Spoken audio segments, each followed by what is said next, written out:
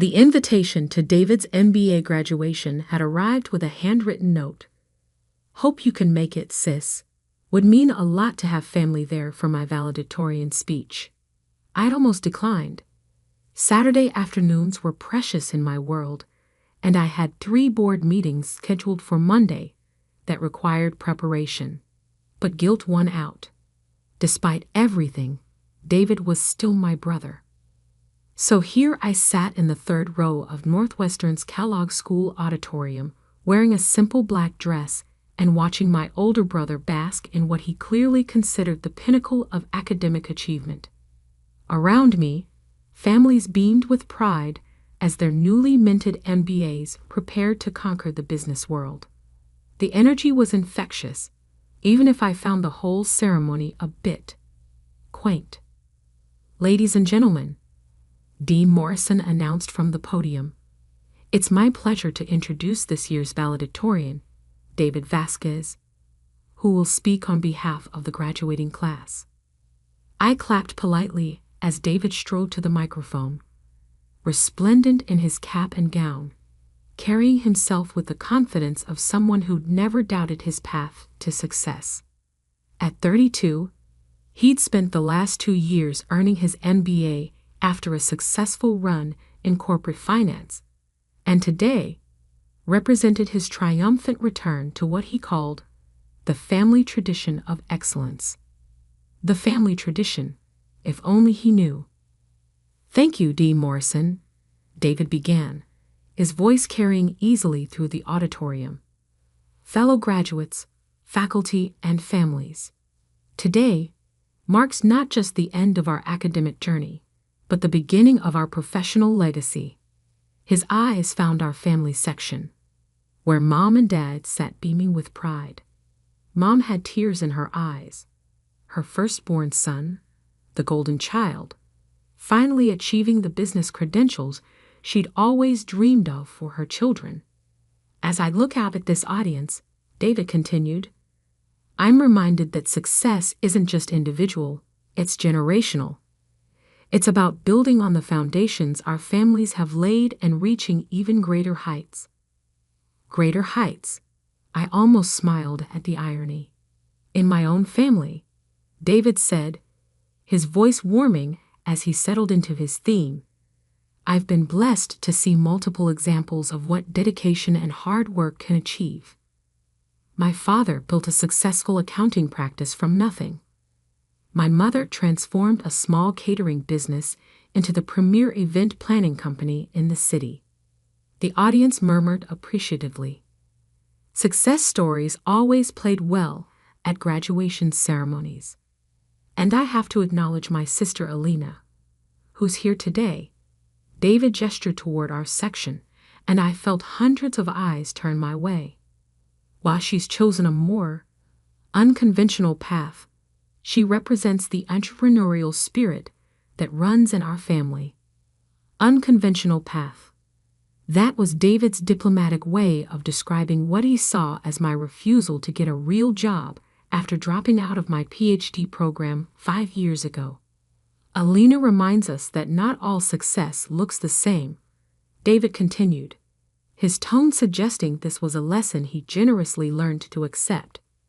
Sometimes the most important thing is simply following your passion, even if it doesn't lead to traditional measures of achievement. Following my passion. I suppose that was one way to describe building a biotechnology empire that had revolutionized cancer treatment and made me one of the youngest billionaires in healthcare. But what I've learned from my family, David said, his voice gaining momentum, is that true success requires discipline, strategic thinking, and the courage to pursue excellence through established channels of achievement. Established channels, like business school, like the corporate finance track he'd been following since college, like the predetermined path that led to predictable success in predictable ways. Our family has many success stories, David announced, his voice rising with conviction. Well, most of us do. The pause that followed was deliberate, and I felt the weight of it. In one carefully constructed sentence, my brother had managed to celebrate family achievement while subtly excluding me from that narrative. The message was clear. While the rest of the family had succeeded through traditional means, Alina remained the cautionary tale about what happened when you abandoned conventional wisdom. I should have been angry. Instead, I was fascinated by the precision of his dismissal. The point is, David continued, seamlessly moving past his casual demolition of my life choices, we each have the power to write our own success story. But that story is most powerful when it builds on proven principles of business excellence, strategic planning, and measurable achievement. Measurable achievement, like the $4.7 billion valuation of my company, Vitagen Therapeutics. Like the 3 FDA-approved treatments that had extended the lives of over 100,000 cancer patients. Like the Nobel Prize Committee's decision to nominate me for my work in personalized gene therapy. But I suppose those weren't the kind of measurements David had in mind. As we leave here today, David said, building toward his conclusion, let's remember that true success isn't just about personal fulfillment. It's about creating value that others can recognize, respect, and reward. It's about building careers that make our families proud and contribute meaningfully to society. Contribute meaningfully to society. I thought about the letter I'd received last week from a mother in Ohio whose 6-year-old daughter was cancer-free thanks to treatments developed in my lab. Apparently, that kind of contribution didn't count. So congratulations, class of 2024. David finished, his voice ringing with triumph. You've earned your place among the business leaders of tomorrow. Now go out there and show the world what real success looks like. The applause was thunderous. David had delivered exactly the kind of speech these ceremonies demanded, inspirational, aspirational, and just personal enough to feel authentic. As he returned to his seat, Mom was openly crying with pride, and Dad was already pulling out his phone to take pictures. I clapped along with everyone else, genuinely impressed by David's presentation skills, even as I marveled at his ability to reduce my entire existence to a footnote about unconventional choices. Wasn't that wonderful? Mom whispered to me as the applause died down. David has such a gift for speaking. He really does, I agreed. Very polished. And so thoughtful to mention you, Dad added, leaning over. I know it means a lot that he acknowledged your efforts. My efforts. Even my parents had adopted David's diplomatic language for describing what they saw as my prolonged quarter-life crisis. Dean Morrison returned to the podium. Thank you, David, for those inspiring words. Before we move to the conferring of degrees, I have a few special acknowledgments to make. The audience settled back into their seats, expecting the usual recognition of major donors and distinguished alumni. First, I'd like to recognize the generosity that makes our programs possible, Dean Morrison began. This year has been particularly remarkable for the support we've received from our alumni and friends of the school. He paused to consult his notes, and I found myself checking my phone. 3 missed calls from my CFO, probably about the quarterly earnings announcement we had scheduled for Monday. Vitagen was about to report revenue growth of 340% year-over-year, driven primarily by our breakthrough lymphoma treatment. I'm particularly pleased to announce, Dean Morrison continued, that we've received the largest single donation in Northwestern Business School history. A murmur of interest rippled through the audience. Large donations at graduation ceremonies were always good theater. This extraordinary gift will fund the new Center for Biomedical Innovation and Entrepreneurship, providing resources for students interested in the intersection of business and life sciences. Biomedical innovation. I'd been wondering when they'd announce that. The donor's vision is to create a pipeline for the next generation of entrepreneurs who want to use business principles to solve humanity's greatest health challenges. I watched David shift in his seat, probably calculating how much money someone would need to make that kind of donation to his business school. His corporate finance background would be running the numbers. Major university naming rights typically started at 8 figures. This gift represents not just financial support, Dean Morrison said, but a commitment to bridging the gap between academic research and real-world application. Real-world application. Exactly what I'd had in mind when I'd written the check 6 months ago. Before we continue with today's ceremony, Dean Morrison announced, I'd like to recognize our benefactor, who I'm delighted to say is here with us today. I felt my phone buzz with another call from my CFO. Whatever it was would have to wait. Ladies and gentlemen, please join me in thanking Ms. Elena Vasquez, founder and CEO of Vitagen Therapeutics, whose vision and generosity have made the new Center for Biomedical Innovation possible. The silence that followed was profound. I felt hundreds of pairs of eyes turning toward me as Dean Morrison continued speaking, but all I could focus on was the expression on David's face. His confident smile had frozen, then slowly collapsed into something between confusion and shock. Ms. Vasquez's company has revolutionized cancer treatment through personalized gene therapy. Dean Morrison continued, oblivious to the family drama unfolding in the third row. Under her leadership, Vitagen has grown from a startup in her garage to one of the most valuable biotechnology companies in the world. Mom's hand flew to her mouth. Dad's phone slipped from his fingers. David looked like someone had just told him gravity had been canceled.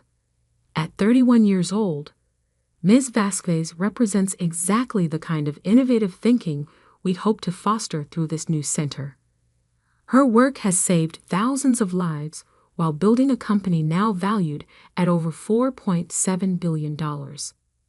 The number hit the audience like a physical force. $4.7 billion. From the woman they just heard described as following an unconventional path.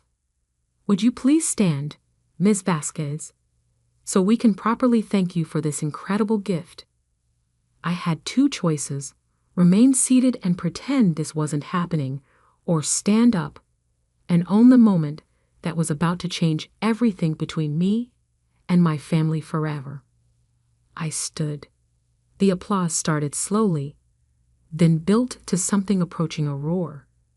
Around me, parents and graduates were craning their necks to get a better look at the young woman who'd just been revealed as one of the most successful biotechnology entrepreneurs in the world. But I wasn't looking at them. I was looking at my family. Mom had tears streaming down her face, but they weren't tears of pride anymore. They were tears of shock and confusion. Dad was staring at me like he'd never seen me before.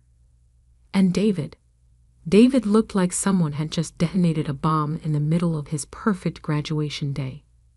Ms. Vasquez has also agreed to deliver the keynote address at our annual entrepreneurship conference next month. Dean Morrison continued, where she'll share insights from her remarkable journey building Vitagen from concept to global impact. Global impact. The phrase hung in the air as I slowly sat back down, the applause finally fading. Dean Morrison smoothly transitioned back to the ceremony, but I could feel the energy in the room had completely changed. The carefully orchestrated celebration of traditional business success had been upended by the revelation that the most successful person in the auditorium was the one who'd been dismissed as following an unconventional path. David was staring straight ahead, no longer making eye contact with our family section. His triumph moment had been completely overshadowed by the discovery that his sister, the sister he just publicly described as choosing passion over achievement, was actually more successful than anyone in his graduating class would likely ever become. Alina, Mom whispered, her voice shaky. Is this true? Are you really the founder of Vitagen Therapeutics? Yes. But how? When did you? I started the company 5 years ago, right after I left the PhD program. 5 years ago, Dad repeated slowly. You've been running $1 billion company for 5 years. $4.7 billion as of last quarter's valuation. The numbers were too big for them to process immediately.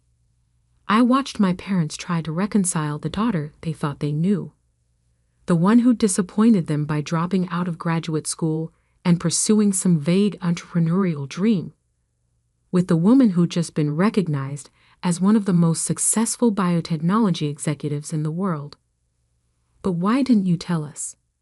Mom asked, her voice barely audible. It was a fair question, and the answer was complicated. Because every time I tried to explain what I was building, you seemed to think I was being unrealistic. Remember when I mentioned the lab space I was renting? You worried I was spending money I couldn't afford. When I talked about the patent applications, you asked if I was sure biotechnology was a stable career path. Mom winced. We were trying to be practical. I know. But your version of practical didn't include the possibility that I might actually succeed at something that didn't look like traditional success. Dad was still staring at me in shock. Alina, when you said you were working on medical research, I meant I was developing revolutionary cancer treatments that have now been approved by the FDA and are being used in hospitals worldwide. And when you said you were consulting for pharmaceutical companies, I meant they were licensing technology developed in my labs. The apartment downtown that we thought was too expensive for someone without a steady income is a penthouse I bought for $4.2 million cash. Though I also owned the building. The revelations were coming too fast for them to absorb. With each answer, the gap between their perception of my life and the reality of my achievements grew wider. The reason you could never come to family dinners was because I was usually traveling. Board meetings in Switzerland, conferences in Japan, meetings with government regulators in D.C. And when we worried about your retirement savings, I was busy becoming one of the youngest female billionaires in the biotech sector. David finally turned to look at me, his expression unreadable. Alina, are you telling me that while I was in business school learning about entrepreneurship, you were actually building one of the most successful startups in the country? I don't know about most successful, but yes, that's essentially correct. And the unconventional path I just described to this entire audience led to me revolutionizing cancer treatment and saving thousands of lives, while making you worth more money than everyone in this auditorium combined. Money was never the point, David. Saving lives was the point. The money just happened to come with it. The ceremony continued around us, but our family was locked in its own private revelation. Degrees were being conferred, photos were being taken, and futures were being celebrated, but none of us were paying attention anymore. Alina, Dad said slowly, I need to understand something. When you dropped out of the PhD program, we thought you were giving up on your potential. I was realizing my potential, just not in the way you expected.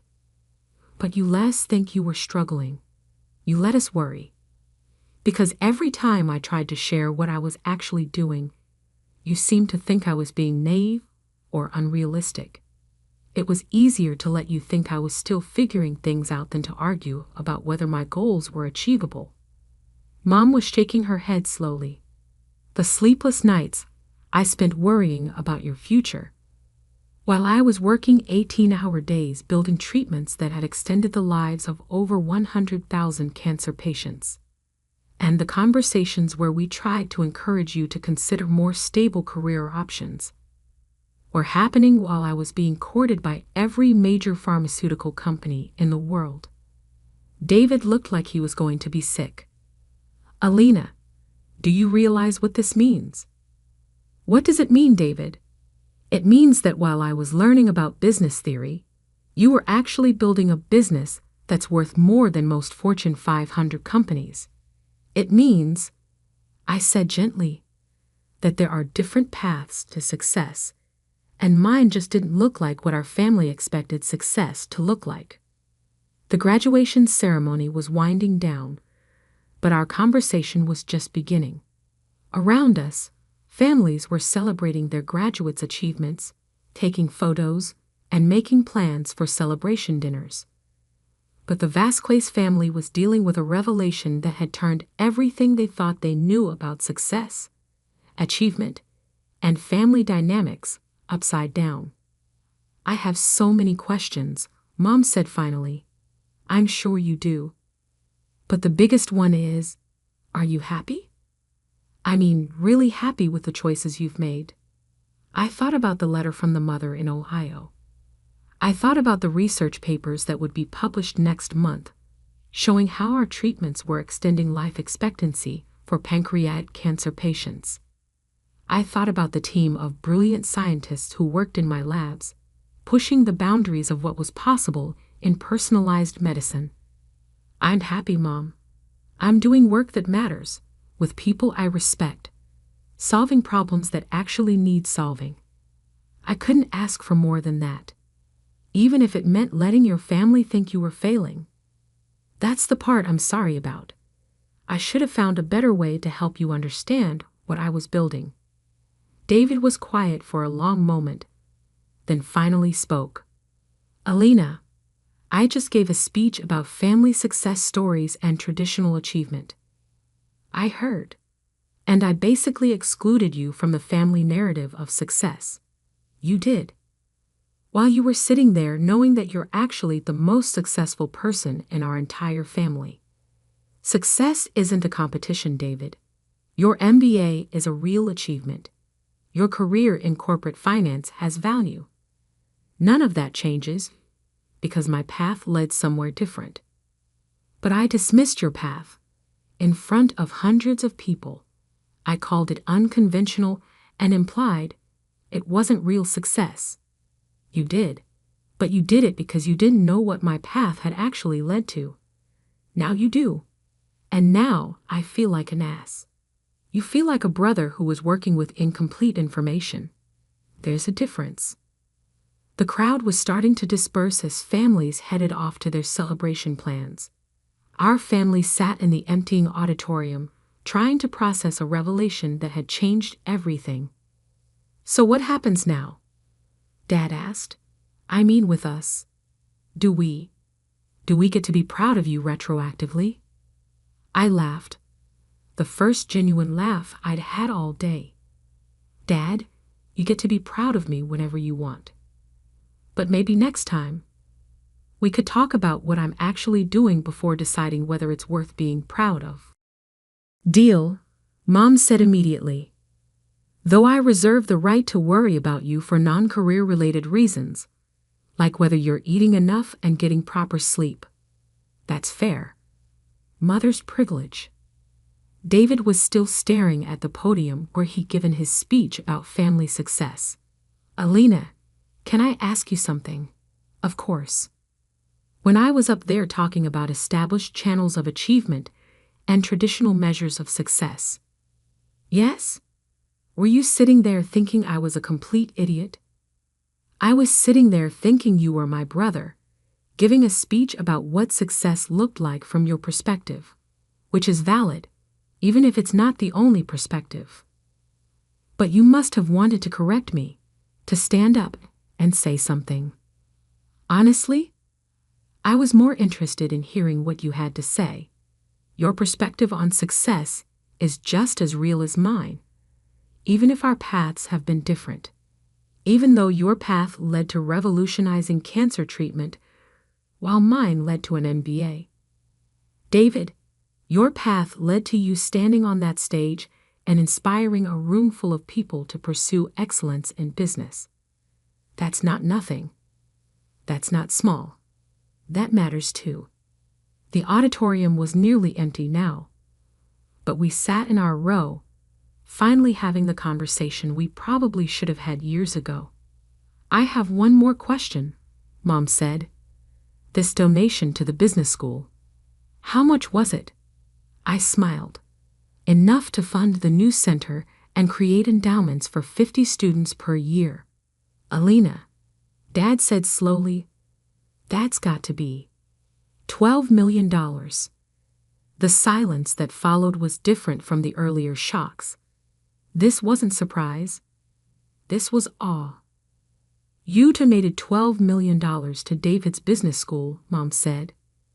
I donated $12 million to create opportunities for the next generation of entrepreneurs who want to use business principles to solve health problems. The fact that it's David's school is just a bonus. A bonus? David repeated.